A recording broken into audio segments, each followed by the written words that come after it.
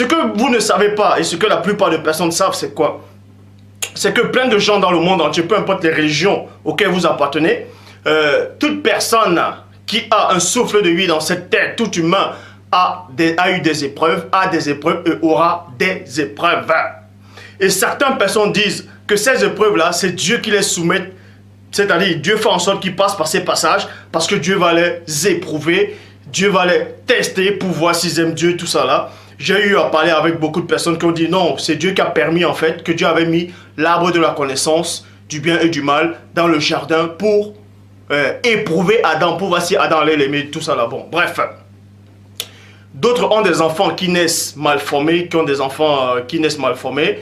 Et certains qui n'ont pas de révélation vont peut-être penser que ceux qui naissent mal formés, c'est sûrement Dieu qui a permis que ces gens qui naissent ainsi. Et nous allons donc voir si c'est réellement la volonté de Dieu que vous tous qui me regardez ici, que vous soyez réellement dans cette existence. Donc pour ça, on va commencer dans Genèse chapitre 22 au verset 1. Il est dit, après ces choses, Dieu mit Abraham à l'épreuve, virgule, et lui dit : Abraham, il répondit, me voici. Or, dans la Bible de l'épée, il est dit, Dieu éprouva Abraham. Bible parole de vie, après ces choses, après cela, Dieu veut voir si Abraham est toujours prêt à lui obéir. Point. Comment se fait-il que Dieu qui est tout puissant, qui voit toutes choses, qui sait toutes choses, parce qu'il est dit dans Hébreux 4:12, que la parole de Dieu est vivante, efficace et plus tranchante qu'une épée quelconque à deux tranchants, pénétrant jusqu'à partager âme, esprit, jointure et moi, elle juge les sentiments. Et aucune créature ne peut se soustraire à la divine puissance du Père. Comment Dieu veut voir si quelqu'un va l'aimer? Il sait toutes choses. Dieu n'a plus besoin de voir. Est-ce que vous comprenez? Donc, dans la traduction King James française, il est dit, Dieu tenta Abraham.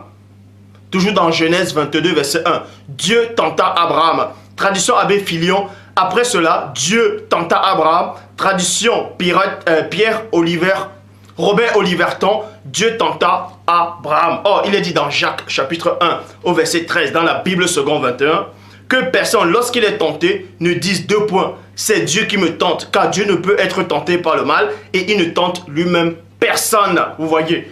Et dans la nouvelle Bible seconde, il est dit que personne, lorsqu'il est mis à l'épreuve, vous voyez, dans d'autres versions on dit tenté, mais toujours dans Jacques 1, 13, il est dit que personne, je dis bien que personne, lorsqu'il est mis à l'épreuve, ne dise : c'est Dieu qui me met à l'épreuve. Point.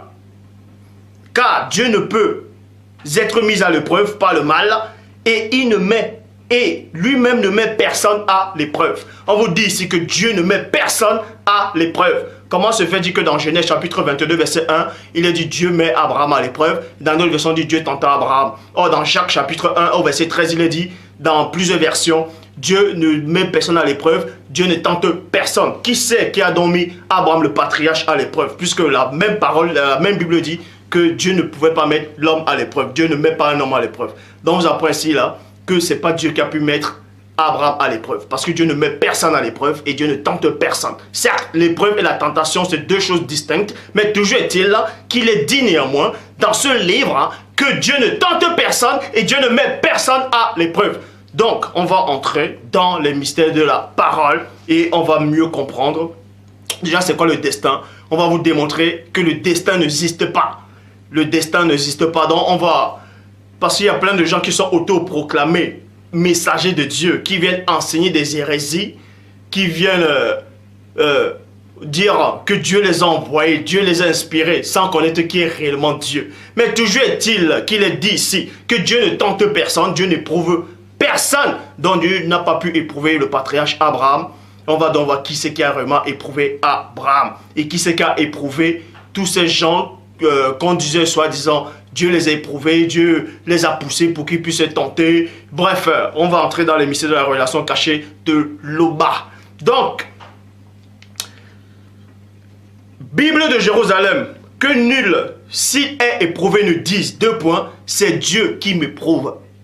Dieu en effet n'éprouve pas, Dieu en effet n'éprouve pas le mal. Et n'éprouve non plus personne. Comment se fait-il qu'on vous dit, que Dieu n'éprouve pas le mal, mais toujours est-il qu'il met dans la pensée au patriarche Abraham, va, donne-moi ton fils en sacrifice, égorge-le et brûle-le. Nous allons donc voir que cette coutume-là avait déjà eu lieu. Cette coutume-là, il le pratiquait déjà. Et c'était des sacrifices humains. Il sacrifiait déjà des humains. Il sacrifiait les fils, les filles. Mais ce n'était pas au nom du Dieu véritable. Jacques chapitre 1, verset 12. Dans la traduction Pirote et Clamet, il est dit ceci. Bienheureux celui qui endure l'épreuve. 2 points. Car s'il la surmonte, il recevra la couronne de la vie que Dieu a promise à ceux qui l'aiment. On vous dit néanmoins que bienheureux ceux qui endurent patiemment l'épreuve. Après avoir surmonté l'épreuve ou la tentation, ils vont recevoir la couronne de vie que le Père Tout-Puissant, qui vit inexplicablement hors de toute réalité, vous donnera à la fin. Mais, on vous apprend néanmoins dans la tradition Abbé Filion, heureux l'homme qui souffre patiemment l'épreuve, car lorsqu'il aura été éprouvé, virgule, je m'arrête d'abord dans la virgule et j'entre dans les profondeurs. Lorsque l'homme sera éprouvé, mais qui c'est qui est derrière l'homme qui éprouve l'homme? Puisqu'on vous dit déjà que Dieu n'éprouve personne, c'est alors qui c'est qui va éprouver cet homme-là? Il recevra la couronne de vie que Dieu a promise à ceux qui l'aiment. Louis II 1910, heureux l'homme qui supporte patiemment la tentation, car après avoir été éprouvé, donc ici ils mettent tentation et éprouvé dans la même phrase. Toujours est-il que tentation et éprouvé c'est pas la même chose, mais c'était dans le même contexte. Car après avoir été éprouvé, il recevra la couronne de vie que le Seigneur a promis à ceux qui l'aiment. Traduction David Martin, bienheureux est l'homme qui endure la tentation, car quand il aura été éprouvé, il recevra la couronne de vie que Dieu a promise à ceux qui l'aiment. Verset 13, dans la traduction œcuménique de la Bible, il est dit ceci, que nul, quand il est tenté, virgule, ne dise, ma tentation vient de Dieu. Point. Car Dieu ne peut être tenté par le mal et il ne tente personne. Bible Chouraki, que personne étant éprouvé, virgule, ne dise, c'est pas Elohim que je suis éprouvé. Non, virgule, Elohim ne peut être éprouvé par le mal et il n'éprouve personne. Donc on vous apprend ici que Dieu n'a pas éprouvé Abraham, Dieu n'a pas mis Abraham à l'épreuve, Dieu n'a pas tenté Abraham. Et Dieu n'éprouve personne. On va vous expliquer pourquoi Dieu n'éprouve pas les humains. Dieu ne perd pas son temps pour éprouver les humains. Vous savez ce qui c'est?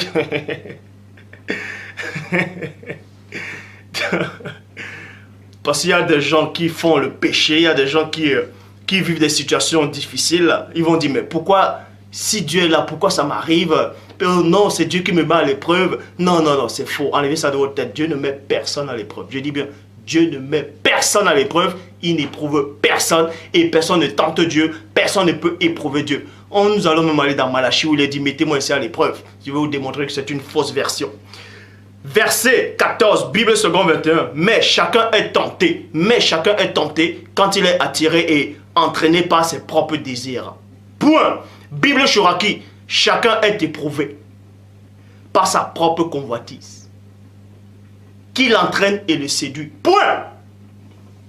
Chacun est éprouvé et chacun est tenté par sa propre convoitise. Est-ce que vous comprenez? Par sa propre convoitise. Par sa propre convoitise. Verset 15, Bible second 21. Puis le désir, lorsqu'il est encouragé, donne naissance au péché. On va vous expliquer ces choses. Il est dit ici, dans le verset 15. Jacques chapitre 1, verset 15. Bible second 21. Puis le péché, lorsqu'il est encouragé. Encouragé, c'est quoi? C'est que vous méditez à l'intérieur de vous-même. Vous songez, vous méditez, vous avez la pensée, vous êtes en train de convoiter quelque chose. Il y a une sensation qui s'élève en vous, il y a un désir, il y a une porte d'entrée. Et on vous dit ici, là. Puis le désir, lorsqu'il est encouragé, donne naissance au péché. Et le péché est devenu à son plein développement, virgule, a pour fruit la mort. Ça veut dire spirituellement, quand vous avez les sensations, vous voyez une femme qui passe à route, vous voyez ces formes, vous dites, vous ressentez, il y a des esprits. Parce qu'il est dit dans Éphésiens 2:2 que il y a les princes, c'est-à-dire il y a les esprits mauvais dans l'air. qui séduit les fils de la rébellion. Ça veut dire quoi? Quand vous regardez peut-être une femme, une soeur ou bien un frère, tout ça là, peu importe, qui marche, vous convoitez déjà là. Ces esprits dans l'air là, le fait de convoiter, ils entrent en vous. Et quand ils entrent en vous, c'est ça qu'on appelle le développement, c'est ça qu'on appelle en fait la naissance du péché. Puisque c'est eux, c'est ce péché-là maintenant, ils viennent en tant que péché, en tant qu'œuvre du péché, et ils vous donnent encore le désir. Et c'est là, ça devient un fruit spirituellement. Et vous mordez dans ce fruit, comme Ève a mordu dans le fruit. Mais dans la prochaine vidéo, si Père le veut, en tout cas, on fera une autre vidéo sur le mystère de l'arbre de la connaissance du bien et du mal et le l'arbre de vie. C'était quoi réellement l'arbre de la connaissance du bien et du mal et l'arbre de vie? Mais pour ça, ce n'est pas le sujet aujourd'hui. Toujours est-il qu'il est dit ici, dans le verset 15, Bible 2 21, puis le désir, lorsqu'il est encouragé, donne naissance au péché, et le péché devenu à son plein développement a pour fruit la mort. Donc, c'est chacun qui est tenté, qui est éprouvé par ses propres désirs, par son expérience, par son état d'esprit, par son entourage, par ce qu'il a vécu et par sa famille. Dieu n'éprouve personne. Donc, et Dieu ne met personne à l'épreuve.